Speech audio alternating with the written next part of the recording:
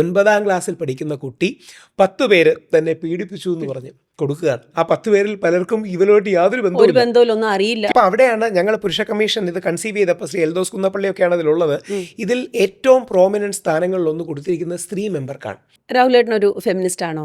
ആലങ്കാരികമായി പറയാൻ ഞാൻ ഒരു വുമണിസ്റ്റ് ആണ് എന്ന്. പെൺകുട്ടികൾ ഇറോട്ടിക്കാണ് കൺസ്യൂം ചെയ്യുന്നത്, ആണുങ്ങൾ പോണോഗ്രഫിയാണ്.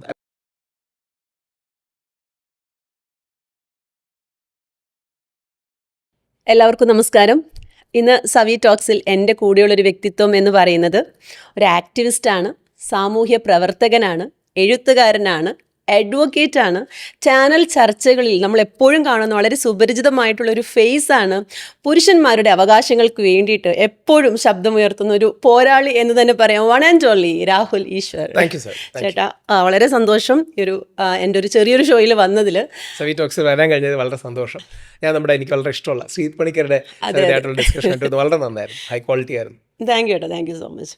അപ്പോൾ നമ്മളിപ്പോൾ പറഞ്ഞൊരു കാര്യത്തിൽ നിന്ന് തന്നെ തുടങ്ങാം. പുരുഷന്മാരുടെ ആ ഒരു പുരുഷാവകാശത്തിനെ കുറിച്ചിട്ട് തന്നെ നമ്മൾ പറഞ്ഞത്. ചേട്ടാ, ഇപ്പോൾ റീസെൻ്റായിട്ട് നടക്കുന്ന ഒരു കേസാണ്. ഒരു 13 വയസ്സുള്ള ഒരു പെൺകുട്ടി വ്യാജ പരാതി കൊടുത്തിട്ട് കുറേയധികം കുട്ടികൾക്ക് എഗെയിൻസ്റ്റ് ഒരു ആരോപണം ഉണ്ടായിരുന്നു. അതിലിപ്പോൾ എടുത്തു പറയേണ്ടത് ഒരു ശസ്ത്രക്രിയ ചെയ്തിട്ടുള്ളൊരു കുട്ടിയെ വിളിച്ച് അതിനെ വളരെ ക്രൂരമായിട്ട് പീഡിപ്പിച്ചു എന്നുള്ളൊരു കാര്യം. അതിൽ രാഹുലേട്ടൻ വളരെ സജീവമായിട്ട് അതിൽ ഞാൻ പോയിരുന്നു. ഇന്ന് അവരുടെ പത്തനംതിട്ട വീട്ടിൽ പോയിരുന്നു. അമ്മ ഷേർലിയെ കണ്ടു. നിബിനും ഇപ്പം നമ്മുടെ തിരുവനന്തപുരത്തുണ്ട്. രമേശ് ചെന്നിത്തല ആഭ്യന്തരമന്ത്രിയെ കാണാൻ നിൽക്കുകയാണ്. രമേശ് ചെന്നിത്തലജിയെ കാണാൻ നിൽക്കുകയാണ്. ഇതിൻ്റെ വിഷയം ഒന്ന് ആലോചിച്ച് നോക്കുക. 13 വയസ്സുള്ളൊരു കുട്ടി, 8ാം ക്ലാസ്സിലോ 9ാം ക്ലാസ്സിലോ പഠിക്കുന്ന ഒരു കുട്ടിക്ക് പോലും ഇങ്ങനെ ഒരു ലൂപ്പ് ഹോൾ ഉണ്ട്, അത് മിസ്യൂസ് ചെയ്യാൻ ഉണ്ട് എന്ന് അറിയുന്നുണ്ടെന്നുള്ളതാണ്. നമ്മളെല്ലാം 8ലും 9ലൊക്കെ പഠിച്ചിട്ട് വന്നതല്ലേ. അതായത് 2026 ഒരു 9ാം ക്ലാസ്സിൽ പഠിക്കുന്ന കുട്ടി 10 പേര് തന്നെ പീഡിപ്പിച്ചു എന്ന് പറഞ്ഞ് കൊടുക്കുകയാണ്. ആ 10 പേരിൽ പലർക്കും ഇവരോട്ട് യാതൊരു ബന്ധവും അറിയില്ല, കിട്ടുന്ന പേരുകളൊക്കെ കൊടുക്കുകയാണ്. അപ്പോൾ ഇതിനൊരു വാർത്താ പ്രാധാന്യം വരാനും ഒരു ഭീകരത സൃഷ്ടിക്കാനുമാണ്. പോലീസ് വൈദ്യപരിശോധന നടത്തി അത് കള്ളപ്പരാതിയാണെന്ന് തിരിച്ചറിഞ്ഞു. ഈ കുട്ടി കുറച്ചുകൂടി ഇൻ്റലിജൻ്റ് ആയി കഴിയുമ്പോൾ നന്നായിട്ട് രാഹുൽ മാങ്കൂട്ടത്തിനെതിരെയൊക്കെ ഉള്ള ഒരു വെൽ ഡ്രാഫ്റ്റഡ് പരാതി എഴുതി എന്നെ കയറി പിടിച്ചു എന്ന് കൊടുത്തിരുന്നെങ്കിൽ ഇവർ 90 ദിവസം ജയിലിൽ കിടക്കുമായിരുന്നു. പീഡിപ്പിച്ചു എന്ന് പറഞ്ഞുകൊണ്ടാണ് വൈദ്യപരിശോധനയിൽ തെളിയിക്കാൻ കഴിഞ്ഞത്. നേരെ മറിച്ച് കയറി പിടിച്ചു എന്ന് പറഞ്ഞാൽ ഇവരുടെ ജീവിതം പോയി. 90 ദിവസമെങ്കിലും മിനിമം കിടക്കും. ഈ അതായത് സ്കൂളിൽ പഠിക്കുന്ന പിള്ളേർക്ക് ഒരു പക്ഷേ സസ്പെൻഷനോ ഡിസ്മിസലോ ഉണ്ടാവും. അവരുടെ ലൈഫ് പോയി, അവരുടെ ഒരു വർഷം പോയി. ഇതെല്ലാം പിന്നീട് തെളിവായിരിക്കും 1 വർഷത്തിന് ശേഷം. പക്ഷേ അപ്പോഴത്തേക്ക് അവരുടെ ജീവിതം പോയി. പക്ഷേ ഇതിൽ ഏറ്റവും ഭയപ്പെടുത്തുന്ന ഒരു കാര്യം എന്ന് വെച്ചാൽ വെറും 13 വയസ്സുള്ള ഒരു കുട്ടിക്ക് വരെ അങ്ങനത്തെ ഒരു ചിന്താഗതി വരണമെങ്കിൽ നമ്മളുടെ ഒരു നമ്മുടെ നമ്മൾ സമൂഹ മാധ്യമങ്ങളിലെല്ലാം വരുന്ന കാര്യങ്ങളിൽ കണ്ടിട്ട് അതിൽ നിന്നും ആ ഒരു കുട്ടിക്ക് തോന്നിയതായിരിക്കും. പീഡനം എന്ന വാക്കിന്റെ അർത്ഥം പോലും ഒരുപക്ഷെ അറിയാൻ കഴിയാത്ത ഒരു പ്രായപൂർത്തി ജസ്റ്റ് ഒരു പക്ഷേ ആയി കാണാൻ സാധ്യതയുള്ള ഒരു കുട്ടിയാണ്. പക്ഷേ പ്രായപൂർത്തിയായി കാണാൻ പോലും സാധ്യതയില്ല. അതായത് physical maturity, mental maturity, legal maturity ഇതൊക്കെ ആകാൻ സാധ്യതയില്ലാത്തൊരു കുട്ടി, പ്രത്യേകിച്ച് ലീഗൽ മെച്യൂരിറ്റി ആയിട്ടില്ല, നമുക്ക് ഉറപ്പാണ്. ഈ കുട്ടി തന്നെ പീഡിപ്പിച്ചു എന്ന് പറഞ്ഞ് പോലീസ് ഇപ്പം ലഭ്യമായി പറയുന്നത് പ്രണയനൈരാശ്യമായിരുന്നു, ഒരു പയ്യനോടുള്ള ദേഷ്യം കൊണ്ടാണ്. അപ്പം പയ്യനെയും പയ്യൻ്റെ ഫ്രണ്ട്സിനെ എല്ലാം കുടുക്കി, വേറെ പരിചയമുള്ള ആൾക്കാരെ കുടുക്കി, അല്ലെങ്കിൽ കേട്ട് പേരുള്ളവരെ കുടുക്കി. എന്ത് വലിയ ഗതികേടാണ്. നമ്മളെല്ലാം ആദ്യ ദിവസം ഞെട്ടി. 10 പേര് ഒരു 13 വയസ്സുകാരെ പീഡിപ്പിച്ചു എന്ന് പറയുമ്പോൾ ആ ഒരു സമയത്ത് തന്നെയായിരുന്നു വേറൊരു കേസ്, നമുക്ക് നോർത്തിലെ ഒരു കേസ് ഉണ്ടായിരുന്നു. അപ്പോൾ ഇത് ശരിയാണെങ്കിൽ ഏറ്റവും ക്രൂരമാണ്, ശരിയല്ലെങ്കിലും അതേപോലെ ക്രൂരമാണ്. കാര്യം ശരിയാണെങ്കിൽ ഒരു പെൺകുട്ടിയുടെ ജീവിതം നശിപ്പിച്ച 10 പേരാണ്, അവർക്ക് ശക്തമായ ശിക്ഷ കൊടുക്കണം. ഇല്ലെങ്കിൽ ഒരു പെൺകുട്ടി 10 പേരുടെ ജീവിതം നശിപ്പിക്കുകയാണ്. അതുകൊണ്ട് അത് വളരെ സീരിയസ് ആയിട്ട് എടുക്കേണ്ട ഒരു വിഷയമാണ്. ചിലപ്പോൾ ഇതൊരു ഈസി മണി മേക്കിംഗ് എന്നുള്ള രീതിയിൽ പ്രത്യേകിച്ച് ഇപ്പോൾ സോഷ്യൽ മീഡിയയിൽ വരുന്ന ഓരോ ന്യൂസും കുട്ടികൾ കാണുമ്പോൾ ഇത് കൊള്ളാലോ, എന്നാൽ പിന്നെ അങ്ങനെ ഒരു പരാതി കൊടുത്ത പോക്സോ കേസ് എന്ന് പറയുമ്പോൾ എനിക്ക് തോന്നുന്നു അതൊരു ഈസി മണി മേക്കിംഗ് എന്നുള്ള രീതിയിലും കുറേയധികം കുട്ടികൾ ഇതിൽ വീഴുന്നുണ്ട്. Money making aspect blackmailing ആണ് പ്രധാനമായിട്ട്. കാര്യം ഇത് പോയാൽ പുരുഷൻ കൊടുക്കുമെന്നറിയാം, അതുകൊണ്ട് ബ്ലാക്ക് മെയിൽ ചെയ്ത് കാശ് മേടിക്കുക. അങ്ങനെ സംഭവിച്ച ചില ആൾക്കാരുമുണ്ട്. അങ്ങനെ സംഭവിച്ച ആൾക്കാരടക്കമുണ്ട്. ശ്രീ മുകേഷ് നായർ അടക്കമുള്ള ഇൻഫ്ലുവൻസ് മേഖലയിൽ നിൽക്കുന്ന അദ്ദേഹത്തോട് കാശ് ചോദിച്ചാണ്. എന്തിനാ നമ്മുടെ മുകേഷ് ഏട്ടൻ, സിനിമാ നടനായ മുകേഷ് ഏട്ടനെ ഇതേപോലെ സ്ത്രീ വിളിച്ച് ₹1,00,000 ചോദിക്കുകയാണ്. എന്നിട്ട് എൻ്റെ മോക്ക് പഠിക്കണം, അതുകൊണ്ട് 10 ലക്ഷമാണെന്ന് തോന്നുന്നു, ഓർമ്മിച്ച 10 ലക്ഷം 1 ലക്ഷം എന്തോ അത് കഴിഞ്ഞ വർഷം നടന്നത്. അതെ, ഇതിൻ്റെ പ്രശ്നം അതുകൊണ്ട് അദ്ദേഹത്തിന് എന്ത് പറ്റി, ആ വിവാദങ്ങൾ അടക്കമുള്ളതുകൊണ്ട് അദ്ദേഹത്തിന് പക്ഷേ MLA സ്ഥാനം MLA ആയിട്ട് വീണ്ടും മത്സരിക്കാൻ പറ്റിയില്ല. ശ്രീ എൽദോസ് കുന്നപ്പള്ളി ഇന്ന് നിരപരാധിയാണെന്ന് കോടതി പറഞ്ഞു.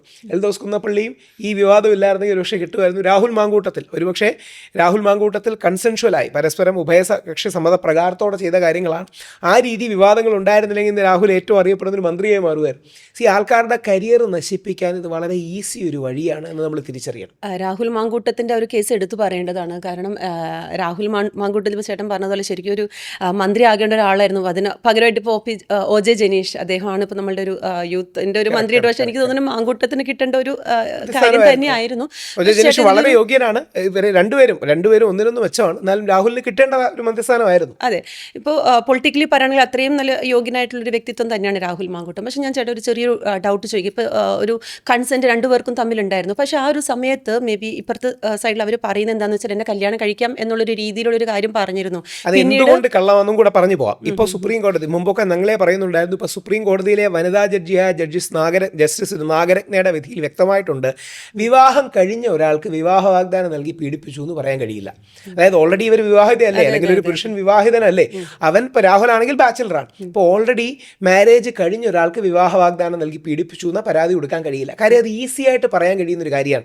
കുറച്ചുകൂടെ ആലങ്കാരികമായി പറഞ്ഞാൽ നമ്മുടെ ഐശ്വര്യലക്ഷ്മിയും ടോവിനോവും കൂടെ മറ്റേ മായാനദി സിനിമയുണ്ട്, രസകരമായ ഡയലോഗുണ്ട്. എനിക്കൊന്ന് ടോവിനോ എന്നത് പറഞ്ഞിട്ടുണ്ട്, Aishwarya Lakshmi sex is not a promise എന്ന് പറഞ്ഞാൽ അത് വളരെ പുരോഗമനവും കയ്യടിയാണ്. ടോവിനോ പറഞ്ഞ ടോവിനോ ജയിലിലാണ്. വ്യത്യാസം. ഐശ്വര്യലക്ഷ്മി പറഞ്ഞാൽ അത് വളരെ നല്ലത്, പ്രോത്സാഹിപ്പിക്കപ്പെടേണ്ടത്, വുമൺ എംപവർമെന്റ് എന്നൊക്കെ പറയുകയും എന്നാൽ ധരിച്ച് പുരുഷനെന്ന് പറഞ്ഞാൽ ജയിലുമാണ്. ഇങ്ങനത്തെ ഒരു ഇഷ്യൂ നമ്മുടെ സൊസൈറ്റിയിൽ നിൽപ്പുണ്ട്. അപ്പോൾ ഞങ്ങളൊക്കെ പറയുന്നത് സ്ത്രീ അനുകൂലമായിരിക്കണം നിയമങ്ങൾ. സ്ത്രീക്ക് കൂടുതൽ പരിഗണനയും കൂടുതൽ മുൻഗണനയും നൽകണം. കാരണം നൂറ്റാണ്ടുകളുടെ ഒരു ബാഗേജ് കിടപ്പുണ്ട്. അതില്ലെന്ന് പറഞ്ഞിട്ട് കാര്യമില്ല. ഇന്നും സിറ്റീസിലൊക്കെയാണ് കുറച്ചെങ്കിലും സ്ത്രീകൾ എംപവേർഡ് ആകുന്നത്. ഇന്നും ഇന്ത്യയുടെ ഉൾഗ്രാമങ്ങളിലേക്കൊക്കെ പോയാൽ പലപ്പോഴും ഒരു ഫീമെയിൽ എംപവർമെന്റ് സംഭവിച്ചിട്ടില്ല. അതുകൊണ്ട് നിയമം പൊതുവിൽ സ്ത്രീകൾക്ക് അനുകൂലമാകണം, പരിഗണന കൊടുക്കണം. പക്ഷേ പുരുഷനെ അവഗണിക്കരുത്.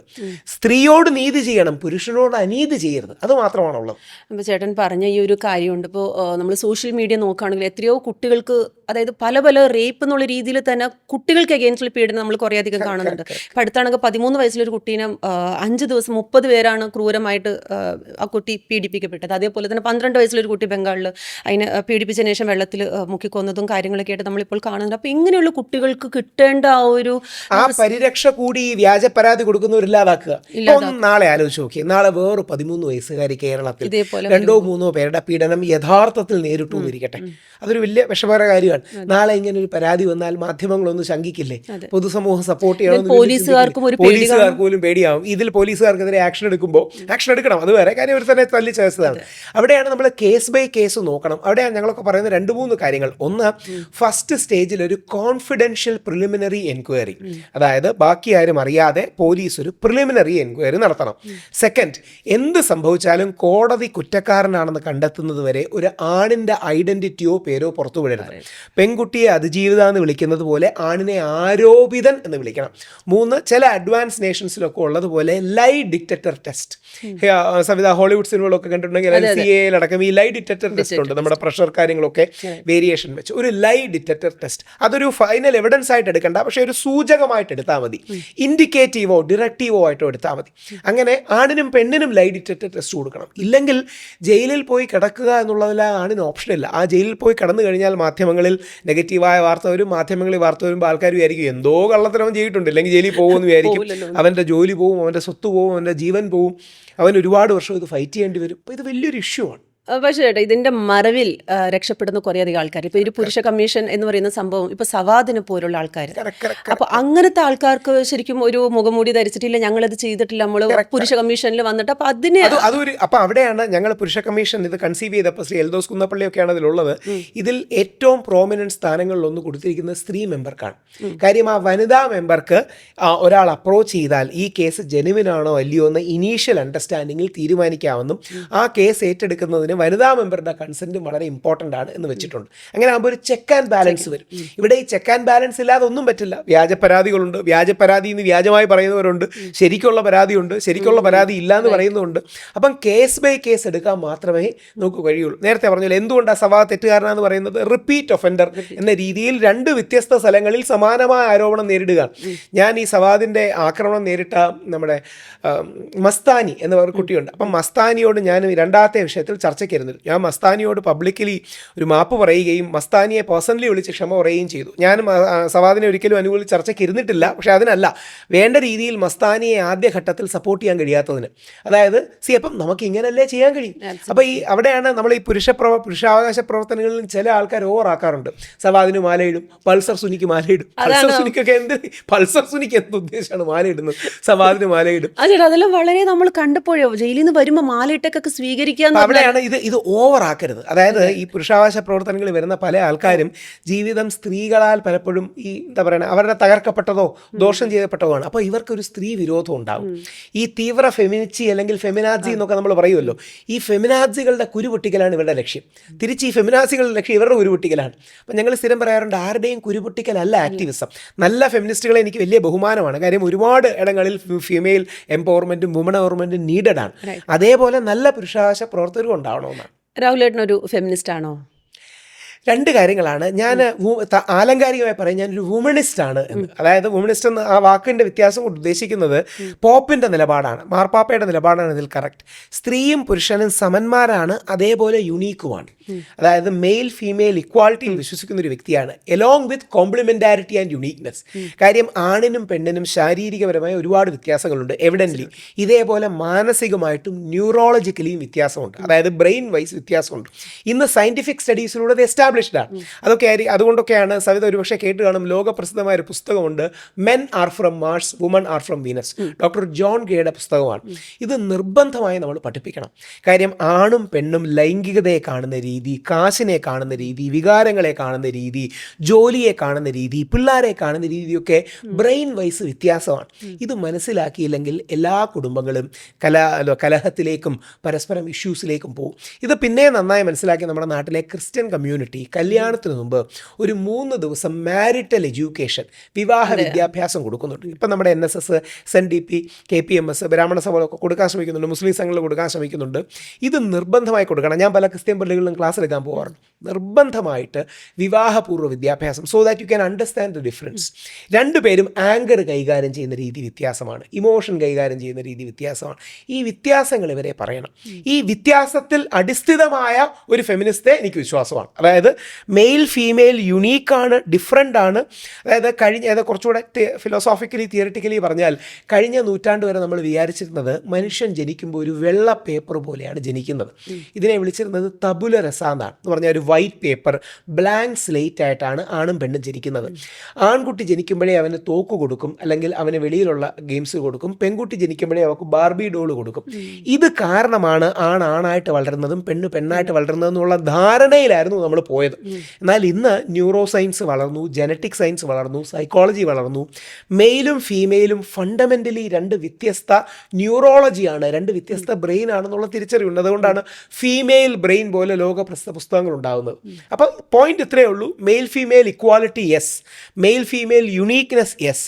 ഈ രണ്ടിൽ നിന്നുകൊണ്ട് ഒരു മെയിൽ ഫീമെയിൽ കോംപ്ലിമെൻറ്റാരിറ്റി, പരസ്പര പൂരകത്വം ഉണ്ടാകണം. അതിനുവേണ്ടിയാണ് നമ്മൾ ശ്രമിക്കേണ്ടത്. ഈ ഒരു സംഭവം ഇപ്പോൾ രാഹുലേട്ടൻ വളരെ ക്ലിയർ ആയിട്ട് പറഞ്ഞൊരു കാര്യമാണ്. ഫെമിനിസം എന്ന് പറയുന്നതിന് വളരെ നെഗറ്റീവായിട്ടാണ് ഇപ്പോഴത്തെ കുറേ പേര് എടുക്കുന്നത്. ഇപ്പോൾ രാഹുലേട്ടൻ പറഞ്ഞാൽ ഒരു ഈക്വൽ റൈറ്റ്സ്, അല്ലാണ്ട് ഈക്വൽ റൈറ്റ്സും ഓപ്പർച്യൂണിറ്റീസും രണ്ടുപേർക്കും വേണം, ഒരു ലിംഗസമത്വം എന്നുള്ള രീതിയിൽ, അല്ലാതെ ഒരാളുടെ മേലെ കയറി ഇതാക്കാനും ചില ഫെമിനിസ്റ്റുകളുടെ പ്രവർത്തനം കാരണം ഈ ഫെമിനിസ്റ്റിന് ചീത്തപ്പേരുണ്ട്. ഏതുപോലെയാണ് ചില പുരുഷന്മാരുടെ പ്രവർത്തനം കാരണം പുരുഷ ആക്ടിവിസ്റ്റിന് അല്ലെങ്കിൽ മെയിൽ ആക്ടിവിസ്റ്റിന് ചീത്തപ്പേരുണ്ട്.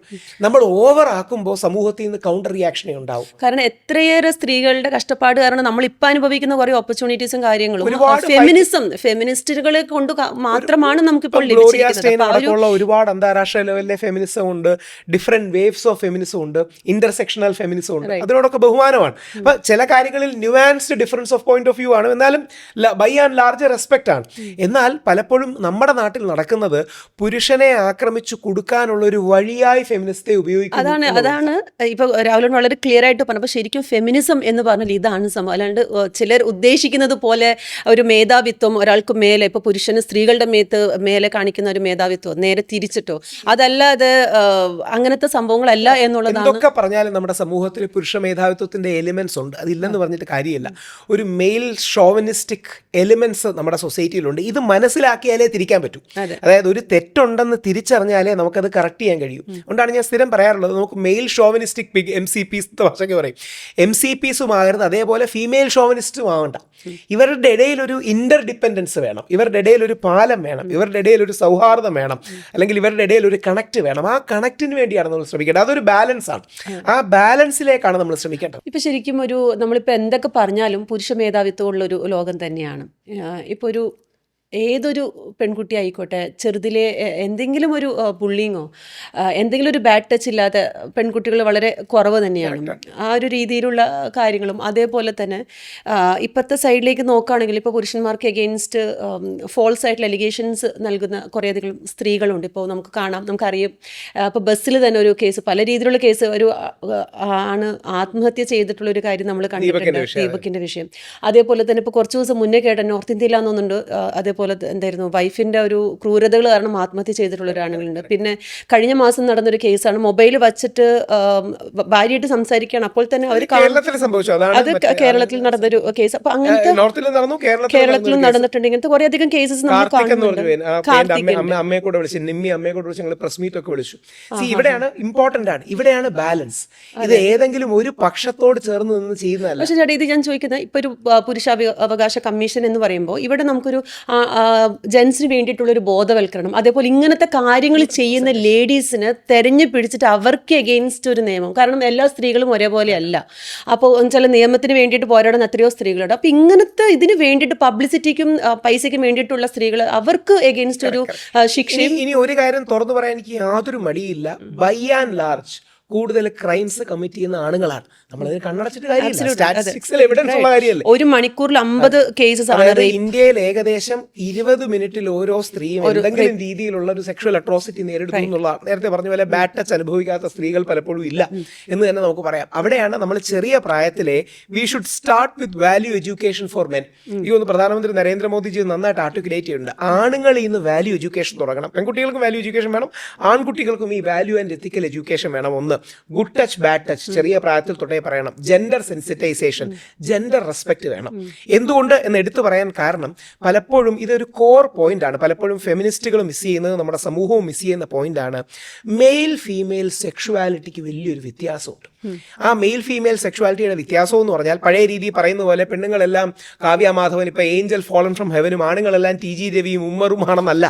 പക്ഷേ ആണുങ്ങളുടെ സെക്ഷുവാലിറ്റി വൈഡ് ആൻഡ് വൈൽഡ് ആണ്. പെൺകുട്ടികളുടെ സെക്ഷുവാലിറ്റി കുറെ കൂടെ പേഴ്സണലൈസ്ഡ് ആൻഡ് ഫോക്കസ്ഡ് ആണ്. എന്ന് പറഞ്ഞാൽ പെൺകുട്ടികൾക്ക് സെക്ഷുവാലിറ്റി ഇല്ല എന്നല്ല, അതൊരു തെറ്റിദ്ധാരണയാണ്. അതായത് എല്ലാ പെൺകുട്ടികൾക്കും ഒരു സെക്ഷുവാലിറ്റി ഇല്ല, ഫീമെയിൽ സെക്ഷുവാലിറ്റി ഇല്ല എന്നുള്ളൊരു തെറ്റിദ്ധാരണയാണ്. അങ്ങനെയല്ല, ഫീമെയിൽ സെക്ഷുവാലിറ്റി ഉണ്ട്, എല്ലാ രീതിയിലുള്ള ബയോളജിക്കൽ, സൈക്കോളജിക്കൽ, ന്യൂറോളജിക്കൽ ആസ്പെക്ട്സും ഉണ്ട്. എന്നാൽ ആണിൻ്റെ സെക്ഷുവാലിറ്റി കുറേ വൈഡും വൈൽഡുമാണ്. എങ്ങനെ? ഉദാഹരണം നമുക്ക് പറയാം. റേപ്പ് കേസസ് എടുത്താൽ 99.9999% ആണ് പെണ്ണിനോട് ചെയ്യുന്നതാണ്.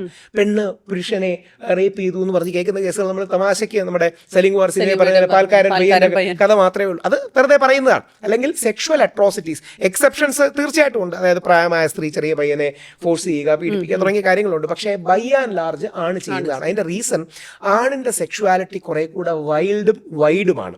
ആണിന് ലൈംഗികത ബന്ധത്തിനുള്ളൊരു പ്രീ റെക്വിസിറ്റ് അല്ല, അല്ലെങ്കിൽ ബന്ധത്തിനുള്ള വഴിയല്ല, അല്ലെങ്കിൽ ആകണമെന്നില്ല. അതായിരിക്കും കുറച്ചുകൂടെ കറക്റ്റ് ആർട്ടിക്കുലേഷൻ. എന്നാൽ സ്ത്രീ സെക്ഷുവാലിറ്റി കുറെ കൂടെ പേഴ്സണലൈസ്ഡും ഫോക്കസ്ഡും, അവർക്കും ഫണ്ണിന്റെ എലിമെന്റ് ഉണ്ട്, അഡ്വഞ്ചറിന്റെ എലിമെന്റ് ഉണ്ട്, അബ്സല്യൂട്ട്ലി യെസ്. പക്ഷേ ഇത് തമ്മിൽ വ്യത്യാസമുണ്ട്. ഈ വ്യത്യാസം വളരെ വെൽ സ്റ്റഡീഡുമാണ്. അതായത് ഉദാഹരണം, വ്യത്യസ്ത ഇൻസ്ട്രുമെന്റ്സ് വെച്ച് നമ്മുടെ തലച്ചോറിൽ സെക്ഷുവൽ സ്റ്റിമുലേഷൻ അടക്കമുള്ള കാര്യങ്ങൾ ഉണ്ടാകുമ്പോൾ എന്താണ് മാപ്പ് ചെയ്യുന്നതെന്നൊക്കെ ഇന്ന് വളരെ വലുതാണ്. അതുകൊണ്ടാണ് ആലങ്കാരികമായി പറയുന്നത് പെൺകുട്ടികൾ ഇറോട്ടിക്കാണ് കൺസ്യൂം ചെയ്യുന്നത്, ആണുങ്ങൾ പോണോഗ്രഫിയാണ്. അല്ലെങ്കിൽ അതുകൊണ്ടാണ് നമ്മുടെ നാട്ടിൽ ഈ പെർവേർട്ടഡ് പോണോഗ്രഫിയൊക്കെ ഒരുപാട് ഉണ്ടാകുന്നത്, ഒരുപാട് ബീഭത്സമായ രീതിയിലുള്ളത്. അപ്പോൾ ഈ ആൺ പെൺ സെക്ഷുവാലിറ്റികളുടെ വ്യത്യാസം ഒന്ന് നമ്മൾ അറിഞ്ഞിരിക്കണം. എക്സാജറേറ്റ് ചെയ്യണമെന്നല്ല, അറിഞ്ഞിരിക്കണം. രണ്ട്, ആൺകുട്ടികൾക്ക് അതുകൊണ്ട് തന്നെ ചെറിയ പ്രായത്തിൽ എക്സ്ട്രാ കെയർ കൊടുത്തൊരു value education, respect for the other gender, consent, saying no, no is a no, ഇത്തരം ഒരുപാട് സ്കൂളിൽ നിന്ന് തുടങ്ങണം. സ്കൂളിൽ എന്ന് പറഞ്ഞാൽ വിശിഷ്യ ഒരു 6ാം ക്ലാസ് 7ാം ക്ലാസ് ഘട്ടത്തിൽ തന്നെ അതിന്റെ ഒരു ബാലപാഠങ്ങൾ കൊടുക്കണം. നമ്മൾ എല്ലാ പ്രായം കഴിഞ്ഞ് വന്നതല്ലേ, ഒരു പ്രത്യേക ഏജിൽ നമ്മൾ പോലും അറിയാതെ അദൃശ്യമായ ഒരു എനർജി നമ്മളിലേക്ക് വരികയാണ്. നമുക്ക് പോലും അറിയില്ല ഇതെന്താ സാധനം. പ്രത്യേകിച്ച് ആ സ്കൂൾ ജീവിതം നമ്മളെല്ലാം ഇത് കേൾക്കുന്ന പ്രായമായൊരു തിരിച്ചെടുത്താൽ may be from 5th standard to 8th standard റേഞ്ചിൽ ഫിസിക്കലി മെച്ചുവർ ആകുമ്പോൾ ഒരു ഡിഫറെന്റ് വേൾഡും ഡിഫറെന്റ് എനർജിയാണ് നമ്മളിൽ ബബിൾ ബിൽഡപ്പ് ചെയ്യുന്നത്. ഇത് എന്ത് ചെയ്യണമെന്ന് പലപ്പോഴും അവൻ അറിയില്ല. ഇനി എന്തുകൊണ്ടാണ് ഇന്ന് പറയേണ്ടതെന്ന് പറഞ്ഞാൽ ഇന്നത്തെ ഒരു യൂട്യൂബ് ഇന്റർനെറ്റ് ഡിജിറ്റൽ ജനറേഷനാണ്. പണ്ട് മുത്തുച്ചിപ്പി കിട്ടാൻ കടയിൽ പോകണം, ഒളിച്ചു നിൽക്കണം, ആൾക്കാരില്ലാതെ എന്താ പറയുക കാശ് കൊടുത്ത് മേടിക്കണം, ഇന്നതിൻ്റെ ഒന്നും ആവശ്യമില്ല. ഒരു ഫിംഗർ ക്ലിക്കിൽ ഇതെല്ലാം ഉണ്ട്. അതുകൊണ്ട് കുട്ടികൾക്ക് sex education is A must. ഇപ്പം സെക്സ് എഡ്യൂക്കേഷൻ എന്ന് പറയുമ്പോൾ കുറച്ച് കൺസർവേറ്റീവ് ആയിട്ടുള്ള ആൾക്കാർ അവർ പറയും സെക്സ് എഡ്യൂക്കേഷൻ ഒന്നും ആവശ്യമില്ല, ഞങ്ങളൊന്നും സെക്സ് എഡ്യൂക്കേഷൻ ഇല്ലാതാണല്ലോ വളർന്നത്. അപ്പോൾ സെക്സ് എഡ്യൂക്കേഷൻ എന്ന വാക്ക് നിങ്ങൾക്ക് ബുദ്ധിമുട്ടുണ്ടാക്കുന്നുണ്ടെങ്കിൽ ലൈഫ് സ്കിൽ എഡ്യൂക്കേഷനോ എത്തിക്കൽ എഡ്യൂക്കേഷനോ. പ്രശ്നം എന്താ അറിയാമോ, ഈ കൺസർവേറ്റീവ്സിനെ എല്ലാം മാറ്റുന്നതിനെക്കാട്ടി എളുപ്പം അതിന്റെ പേര് മാറ്റുന്നതാണ്. ഇതിന്റെ പ്രശ്നം നമ്മുടെ നാട്ടിലെ ലിബറൽസ് വാല്യൂ എഡ്യൂക്കേഷനെതിരാണ്, കൺസർവേറ്റീവ്സ് സെക്സ് എഡ്യൂക്കേഷനെതിരാണ്. ലിബറൽസ് പറയും വാല്യൂ എഡ്യൂക്കേഷൻ കൊണ്ടുവന്നാൽ ഇവരെ എല്ലാം കൺസർവേറ്റീവ് ആക്കാനാണ്, സെക്സ് എഡ്യൂക്കേഷൻ കൊണ്ടുവന്നാൽ കൺസർവേറ്റീവുകൾ പറയും ഇവരെ എല്ലാം ലിബറൽ ആക്കാനാണ്. ഇവരെ രണ്ടുപേരെ നന്നാക്കിയിട്ടൊരു കാര്യം ശരിയാക്കാൻ ബുദ്ധിമുട്ടാണ്. പകരം സെക്സ് എഡ്യൂക്കേഷൻ എന്നും വാല്യൂ എഡ്യൂക്കേഷൻ എന്നും വിളിക്കേണ്ട, എത്തിക്കൽ എഡ്യൂക്കേഷൻ എന്നോ ലൈഫ് സ്കിൽ എഡ്യൂക്കേഷൻ എന്നോ വിളിച്ച് ഈ കോണ്ടന്റ് കൊടുത്താൽ മതി. ഈ കോണ്ടന്റ് എന്താ? Respect for the other gender, no is a no, there are grey areas, you should respect it, good touch bad touch, ഇത്തരം കാര്യങ്ങളുടെ അടിസ്ഥാനപരമായ ഒരു ഓറിയന്റേഷൻ ഇത് കൊടുത്താൽ മാത്രമേ ഈ കാര്യങ്ങൾ ശരിയാവും. നമ്മളെല്ലാം പിള്ളേർ വളർന്നു വരുന്നതല്ലേ, അതുകൊണ്ട് നാളെ അവർക്ക് ഇത് കൊടുക്കണം. കൊടുത്തില്ലെങ്കിൽ നാളെ തെറ്റിദ്ധാരണകൾ ഉണ്ടാവും. ഇതിന്റെ മറ്റൊരു വേസ്റ്റ് ഫോമാണ് കെട്ടിയോളാണ് എന്റെ മാലാഖ എന്ന ആസിഫിന്റെ സിനിമയുണ്ട്. ആസിഫ് ഇത്തരം സോഷ്യൽ കോസസ് പലപ്പോഴും എടുക്കുന്നതാണ്. ആസിഫിന്റെ തന്നെ മറ്റൊരു സിനിമയുണ്ട് ആഭ്യന്തര കുറ്റവാളി, അത് ആണിന്റെ പ്രശ്നങ്ങൾ പറയുന്നതാണ്, നല്ല സിനിമയായിരുന്നു. അതുപോലെ തന്നെയാണ് കെട്ടിയോളാണ് എന്റെ മഹാൽ. അത് അതായത് കല്യാണത്തിന് ശേഷം ഈ ആണിന് സെക്ഷൽ എഡ്യൂക്കേഷന്റെ ബേസ് ഇല്ല, അവൻ കാണുന്ന മറ്റേ പെർവേർട്ടഡ് പോണോഗ്രാഫിൽ മുഴുവൻ അക്രമാസക്തമായ ഒരു സാധനമാണ്. So he misunderstands. ഇത് എല്ലാവർക്കും സംഭവിക്കും, അല്ലെങ്കിൽ 90% ആൾക്കാർക്ക് സംഭവിക്കും. അപ്പൊ എന്താണ് മോനെ സെക്സ് എന്ന, അല്ലെങ്കിൽ ഫിസിയോളജിക്കൽ റിയാക്ഷൻ എന്താണ്, സൈക്കോളജിക്കൽ റിയാക്ഷൻ എന്താണ്, അതിനൊരു ഫ്രെയിം വർക്ക് വേണം, ഫാമിലി വേണം, പോട്ടെ അറ്റ്ലീസ്റ്റ് റിലേഷൻഷിപ്പ് വേണം, ലിവ് ഇൻ വേണം, അല്ലെങ്കിൽ റെസ്പോൺസിബിൾ ആകണം, സേഫ് സെക്സ് ആകണം, ഇത്തരം ഒരുപാട് കാര്യങ്ങൾ പറഞ്ഞു കൊടുക്കണം. ഈ പറഞ്ഞു കൊടുക്കാതെ പിള്ളേർക്ക് എങ്ങനെ മനസ്സിലാവും? അപ്പം ഇത് നമ്മൾ അച്ഛനമ്മമാർക്ക് പറഞ്ഞു കൊടുക്കാൻ അതിൻ്റെതായ മടി ഉണ്ടാവും, വിച്ച് ഇസ് നാച്ചുറൽ. അതുകൊണ്ടാണ് സ്കൂൾ അടക്കമുള്ള കാര്യങ്ങളിൽ എത്തിക്കൽ എഡ്യൂക്കേഷൻ എന്ന് വിളിച്ച് സെക്സ് എഡ്യൂക്കേഷൻ്റെയും വാല്യൂ എഡ്യൂക്കേഷൻ്റെയും എലിമെന്റ്സ് കമ്പൈൻ ചെയ്ത് നമുക്കൊരു സാധനം എടുക്കാനുള്ളത്.